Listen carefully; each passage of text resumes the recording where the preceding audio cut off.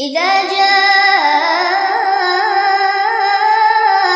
المنافقون قالوا نشهد إنك لرسول الله والله يعلم إنك لرسوله والله يشهد إن المنافقين لكاذبون اتخذوا أيمانهم جنة فصدوا عن سبيل الله إنهم ساء ما كانوا يعملون ذلك بأنهم آمنوا ثم كفروا فطبع على قلوبهم فهم لا يفقهون وإذا رأيتهم تعجبك أجسامهم وإن يقولوا تسمع لقولهم كأنهم خشب مسندة يحسبون كل صيحة عليهم هم العدو فاحذرهم قاتلهم الله أنى يؤفكون وإذا قيل لهم تعالوا يستغفر لكم رسول الله لووا رؤوسهم ورأيتهم يصدون وهم مستكبرون سواء عليهم أستغفرت لهم أم لم تستغفر لهم لن يغفر الله لهم إن الله لا يهدي القوم الفاسقين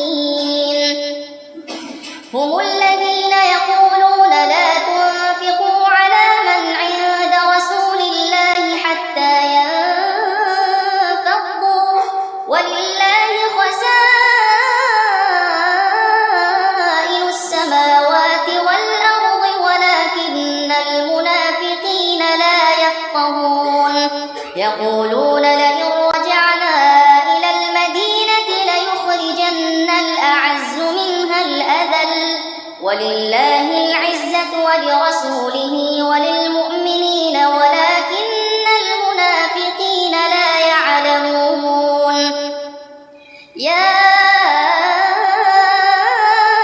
أيها الذين آمنوا لا تلهكم أموالكم ولا أولادكم عن ذكر الله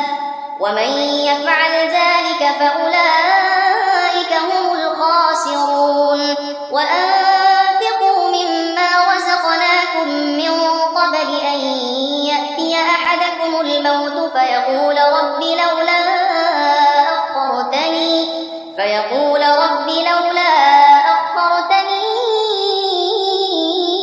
إلى أجل قريب فأصدق وأكن من الصالحين ولن يؤخر الله نفسا إذا جاء أجلها والله خبير بما تعملون